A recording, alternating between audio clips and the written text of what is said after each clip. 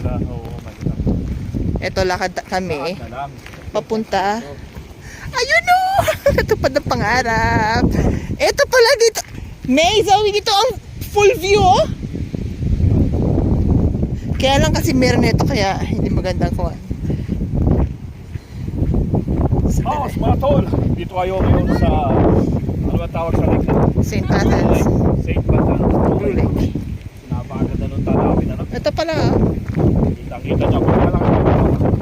Sige. Ang alin?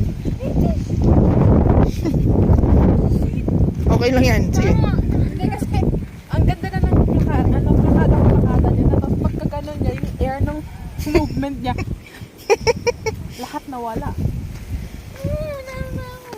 Okay lang yan. Mag-shower ka na lang.